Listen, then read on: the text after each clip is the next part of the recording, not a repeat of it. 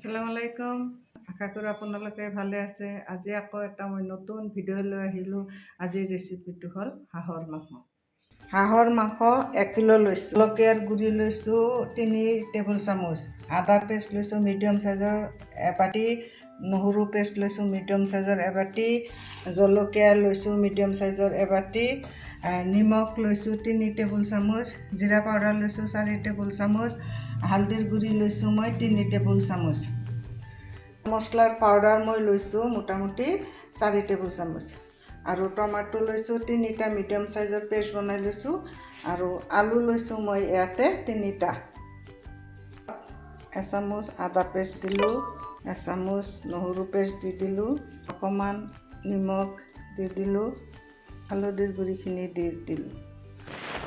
দি এইখিনি অলপ মই হাতেৰে বা চামুচেৰে সানি লওঁ। পিঁয়াজ মই ইয়াতে মিডিয়াম চাইজৰ 15টামান লৈছোঁ। আধাখিনি পিঁয়াজ মই এতিয়া মাংসত অলপ দি লওঁ। 2 মিনিটমান ভাজি ল'ব লাগিব। এনেকৈ লৰাই ৰঙচুৱা হ'ব দিব লাগিব। এয়া পিঁয়াজ ৰঙচুৱা হ'ল। এতিয়া মই ইয়াতে নহৰু পেষ্ট, আদাৰ পেষ্ট, তেজপাত আদি দিলোঁ ইয়াতে। দি অকণমান আকৌ ভাজি ল'ম। এতিয়া মই ইয়াত গোটেইখিনি মছলা ঢালি দিম। জিৰাৰ গুড়ি, তাৰপিছত জলকীয়াৰ গুড়ি, গৰম মছলাৰ পাউডাৰ আৰু কেঁচা জলকীয়া, এইখিনি আকৌ 5 মিনিটমান লৰাই ভাজি ল'ম। এয়া গোটেইখিনি হৈ গ'ল। এতিয়া মই ইয়াতে মাংসখিনি ঢালি দিম। মাজতে এটা কথা কওঁ, মই হাঁহৰ মাংসত কিন্তু মছলা বহুত লাগে। আদা নহৰুৰ পেষ্ট বহুত লাগে। ভাবিব পাৰে আপোনালোকে ইমান মছলা দিছে, কিন্তু হাঁহৰ মাংসত মছলা বেছি নহ'লে খাই জুতি নালাগে। এতিয়া এনেকৈ ভৰাই মই মাংসখিনি মিহলাই 15 মিনিটমান ল' ফ্লেমত ৰাখি দিম।